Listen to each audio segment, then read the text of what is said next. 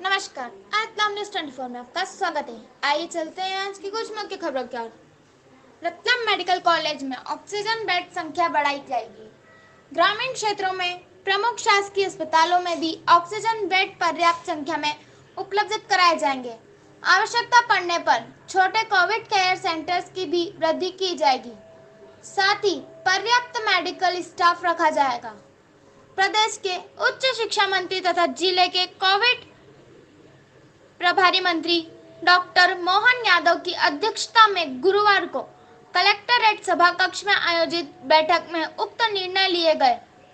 बैठक में विधायक जावरा डॉक्टर राजेंद्र पांडे, विधायक रतलाम ग्रामीण श्री दिलीप मकवाना, कलेक्टर श्री कुमार पुरुषोत्तम, पुलिस अधीक्षक श्री गौरव तिवारी, सीईओ जिला पंचायत श्रीमती मीनाक्षी सिंह, अपर collector Shrimati Jamuna Bhide, SDM Shri Abhishek Gehlot, medical college dean doctor Jitendra Gupta, deputy collector Shri Shirali Jain, Shri Manohar Porwal, civil surgeon doctor Anand Chandelkar, DPM Shri Azhar Ali, doctor Gaurav Boriwal, doctor Pramod Prajapati आदि उपस्थित थे। बैठक में मंत्री डॉक्टर यादव ने निर्देश दिए कि मेडिकल कॉलेज में क्षमता अनुसार उपचार व्यवस्था की जाए। यहाँ आने वाला कोई भी मरीज उपचार लाभ प्राप्त करे, निराश वापस नहीं लौटे। मेडिकल कॉलेज में 150 से 200 की संख्या में ऑक्सीजन बेड की वृद्धि की जाए। ग्रामीण क्षेत्रों के उप स्वास्थ्य केंद्रों में भी ऑक्सीजन बेड पर्याप्त मात्रा में उपलब्ध रखें। विधायक डॉक्टर राजेंद्र पांडे ने कहा कि जिले के जरूरत के अनुसार छोटे कोविड केयर सेंटर्स की वृद्धि की जाए। मेडिकल कॉलेज सहित आलोट, ताल, पिपलोया आदि स्थानों में पर्याप्त संख्या में ऑक्सीजन बेड उपलब्ध कराए जाए। आवश्यक मेडिकल स्टाफ तैनात किया जाए। इस पर मंत्री डॉक्टर यादव ने स्वीकृति देते हुए आवश्यक निर्देश दिए। विधायक श्री दिलीप मकवाना ने भी ग्रामीण क्षेत्रों के मरीज के कोविड उपचार के संबंध में सुझाव दिए। कलेक्टर श्री पुरुषोत्तम ने बताया कि जिले के उप स्वास्थ्य केंद्रों पर ऑक्सीजन बेड उपलब्धता के लिए ऑक्सीजन लाइनें बिछाई जा रही है। पर्याप्त में ऑक्सीजन सिलेंडर उपलब्ध कराए जा रहे हैं। मंत्री डॉक्टर यादव ने कहा कि रतलाम जिले के लिए अस्पतालों में ऑक्सीजन उपलब्धता सुनिश्चित की जाएगी। स्थानीय उपलब्धता के अलावा उज्जैन, नागदा इत्यादि स्थानों से भी पर्याप्त संख्या में ऑक्सीजन सिलेंडर मंगवाए जाएंगे। डॉक्टर यादव ने निर्देश दिए कि मेडिकल कॉलेज में आवश्यक मेडिकल स्टाफ की पूर्ति के लिए आयुष चिकित्सकों, मेडिकल कॉलेज स्टूडेंट तथा नर्सिंग स्टूडेंट की सेवाएं ली जाएगी।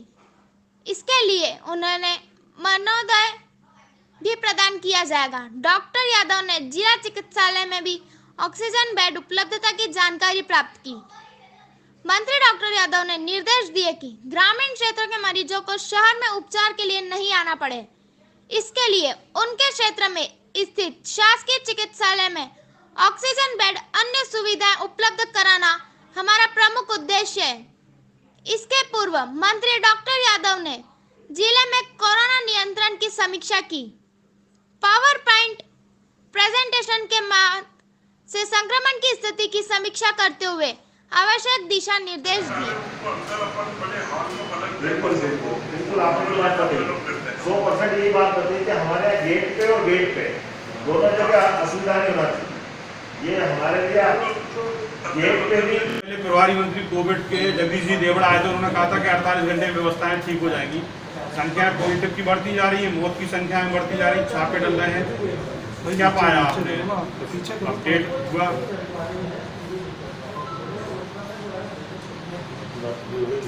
जी जी जी आगे सर। कोविड-19 इस महामारी में आज मेरा रतलाम में माननीय मुख्यमंत्री के निर्देश पर यह दौरा हुआ है और हमने सब ने मिलकर के इस महामारी में जिस प्रकार से पूरे प्रदेश में माननीय मुख्यमंत्री के नेतृत्व में, माननीय यशस्वी प्रधानमंत्री के नेतृत्व में देश में, बाकी प्रदेश में सारी व्यवस्थाओं को लेकर के जो चिंतन किया, जो व्यवस्था खड़ी की गई, वही कारण है कि आज पूरे प्रदेश में कोरोना की स्थिति में हमारा थोड़ा बदलाव आया। थोड़ा दुर्भाग्य रहा रतलाम का कि रतलाम में अभी हमारी स्थिति बाकी आसपास के ज़िलों की तुलना में, प्रदेश की तुलना में बढ़ी हुई है। और उसी बात को रेखांकित करते हुए आज लगभग मैं भी दोपहर बाद से दिन भर से लगभग रतलाम में हूँ और हमने एक के बाद एक लगातार इस प्रकार के प्रबंधन करने का प्रयास किए हैं।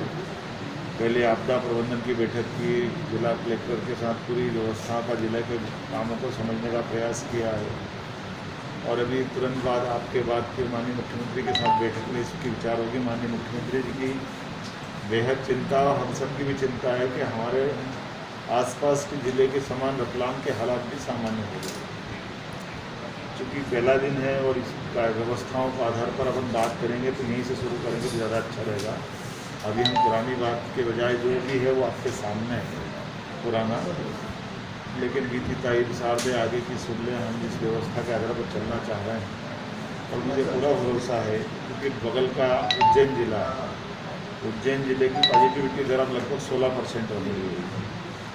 उधर पास में धार है, धार की भी डाउन हुई है, इधर से मंदसौर है और ऐसे ही कुल मिलाकर के हमारे यहाँ के जो व्यवस्थाएँ हैं वैसे देखा जाए तो अगर 7 दिन की पॉजिटिविटी दर देखें तो रतलाम में भी गिरावट तो आई है, लेकिन ये 26 मेरा ऐसा कहना आज 24 के आसपास है। तो ये अभी मैं फिर भी संतुष्ट कम हूँ जी कि अभी जितनी चाहिए उतनी होना चाहिए, लेकिन है तो सही, इसको मानना पड़ेगा और इसके भी 2 हिस्से करना पड़ेगा। एक हिस्से नगर के और एक हिस्से ग्रामीण क्षेत्र के। तो ग्रामीण क्षेत्र में खासकर हमारी 2 तहसीलें अभी ज़्यादा संक्रमित है और 2 तहसीलों में एक के बाद एक नंबर आता है। हमारे पास क्रमशः अगर देखा जाए तो रतलाम ग्रामीण, फिर हमारा जावरा नगर, ये क्रमशः इस दिशा में आती है। फिर आलोट, ताल और भाईना सेलाना ये भी उसमें आते हैं। तो प्रबंधन ऐसे कर रहे हैं कि कुल मिलाकर के हमारे नगर में जो मरीज आते हैं, अभी आमतौर पर हमारा जैसे पानी का फ्लो एक ढाल पे आता है, ऐसे सारे ग्रामीण क्षेत्र को नगर पे अवलंबित है। तो हमने इसका विकेंद्रीकरण की आज योजना बनाई कि हमारे प्रत्येक तहसील केंद्र के बाद में भी नीचे तक कुछ ऑक्सीजन बेड और हॉस्पिटल में अपने कुछ मरीजों को रोके इस प्रबंधन पे काम करने के लिए आज हमने प्लानिंग की है। कई जगह ऑक्सीजन लाइन डालने की बात हो गई है, कई ऑक्सीजन कंसनट्रेटर भी दे करके या जम्बो सिलेंडर के माध्यम से हम ऑक्सीजन के बेड बनाने जा रहे हैं। दूसरा, जो शहर के अंदर के भी संसाधन है उसको भी बढ़ाने की आवश्यकता है। अर्थात कहने का तात्पर्य ये है कि लगभग 300 बेड नए और ऑक्सीजन की बनाने की हमने योजना बनाई है और इसके बहुत जल्दी रिजल्ट क्रमशः आते चले जाएंगे। जैसे नामली, हमारा पिपलोदा, ये ऑक्सीजन लाइन डली है कल या परसों में, हमारे वहाँ पे भी ऑक्सीजन बेड, मेडिकल कॉलेज, जिला चिकित्सालय, दोनों जगह भी हमने कुछ लगभग प्लान से बड़ा किया है, लेकिन क्रमशः 50-50 बेड तुरंत चालू करते हुए इस दिशा में आगे तक आवश्यकता के अनुसार अगर हॉस्पिटल में या मेडिकल कॉलेज में ज़रूरत पड़ती है और वहाँ कोई व्यक्ति आता है तो उसको बेड मिलना चाहिए, इस पर काम करने जाना। इसके अलावा जो हमारे अपने टीकाकरण अभियान है, टीकाकरण अभियान में बड़े पैमाने पर जैसे टीकाकरण से ही हमारा गुना आज की स्थिति में 5% से कम होकर के 2% पाया। तो हम टीकाकरण पे भी आगे जाने वाले हैं। ऐसे हमारे भिंड, मुरैना, बुरहानपुर, ऐसे कई जगह। और उसी प्रकार से जो बेड बढ़ा करके जो हमारा, ये बात भी सही कि रतलाम अकेले के नहीं है, आसपास के ज़िलों का लोड भी यहीं आता है। नीमच का, मंदसौर का, झाबुआ का, कहीं आसपास के ज़िलों का भी लोड आता है। और फिर जंक्शन होने के कारण से बड़े पैमाने पर भी लोग बाहर से आते हैं। तो उसके लिए जो जैसा भी होता, लेकिन अगर बीमार है तो उसका इलाज करने का काम हमारा सकता है, उसको ध्यान रखने के लिए ये प्रबंधन कर रहे हैं। तो टीकाकरण भी कर रहे हैं, इलाज भी कर रहे हैं। तीसरा, होम आइसोलेशन, इस पर भी जोर देने वाली बात है। पहले आइडेंटिफाई करते जाएं, छांटते जाएं बीमार कौन कौन है, कैसे हैं। आमतौर पर ये बीमारी के एक घर में 3 प्रकार के लोग रहते हैं। एक वो लोग जो आज बीमार हैं, जिनको दवाई चाहिए, इस कष्ट में है। दूसरे वो लोग हैं जिनके ऊपर कभी न कभी कोरोना का असर हुआ था और उनके अंदर एंटीबॉडी बनी, तीसरे वो लोग हैं जो कांच के खिलौने ना पहले बीमार हुए ना आज हुए। तो आपकी बार हम ऐसा अभियान चलाने वाले हैं कि उनको सबसे पहले टीका लगवाएं, क्योंकि ये मान के चले कि वो बीमार पहले नहीं और आज नहीं हुए तो वो नहीं होंगे, ऐसी गलतफहमी नहीं है। निश्चित रूप से इससे सबको अपने आप को सुरक्षित करना चाहिए।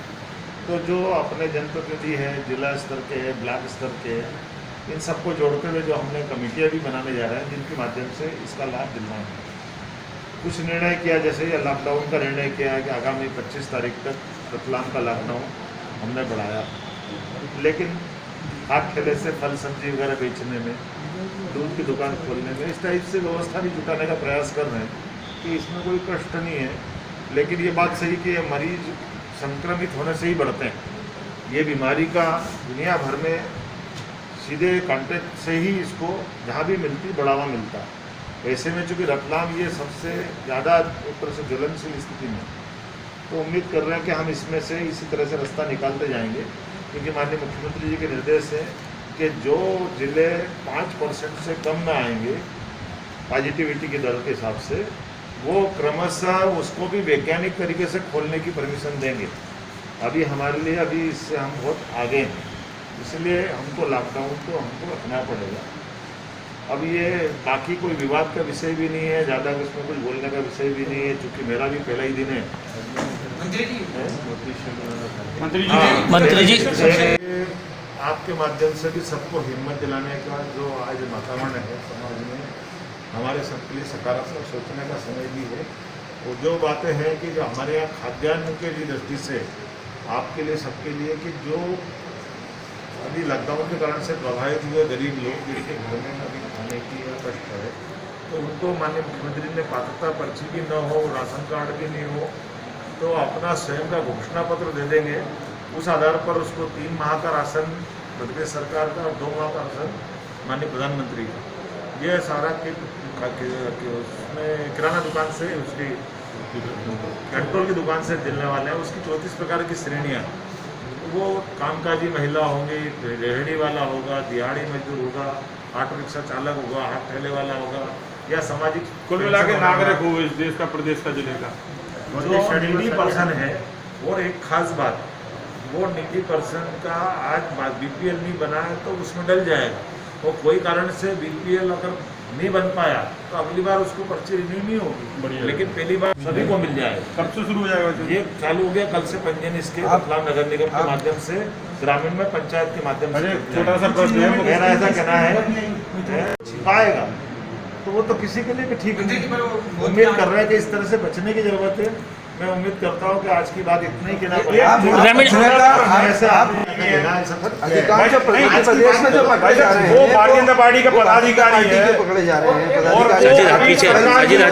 जिला सरकार की कमेटी में है, वो टिप्पणी करी है, वीएचपी के लोग पकड़े गए हैं, मतलब पार्टी सपोर्ट कर रही, क्या कर रही है? कांग्रेस के लोग भी पकड़े। अब ये कांग्रेस बीजेपी, अरे रतलाम का अपराधी है, मेरा ऐसा कहना है। हमारा यही कहना है, अपराधी होगा, अपराधी के साथ एक जैसा कानून व्यवहार करेगा। आप सभी हाथ जोड़ के निवेदन है, पर्टिकुलर में इस टाइप से बातों करने से आज के समय में वो अपना ध्यान भंग होता है। उषा ठाकुर जी का जो बयान है कि हवन से जाएगा, तो उससे मेरा ऐसा कहना, ये सब बातों के लिए मैं रतलाम में जवाब नहीं दूंगा ना भाई, मैं रतलाम की बात करूंगा। सर मंत्री जी लगातार मौतें बढ़ रही है, उसको रोकने के लिए क्या निर्देश दिए? मैंने अभी आपको पूरी कहानी सुनाई, दोबारा दोहराऊंगा। हमारे पास मंत्री जी बेड बढ़ाएंगे, इलाज का व्यवस्था नीचे तक करेंगे, तहसील का इलाज तहसील में होगा। जितने नीचे तक हम पहुंचाएंगे तब ये आपकी बात बढ़ी जाएगी। मंत्री जी ग्रामीणों के लिए कोई टीम गठित करी कि नहीं करी?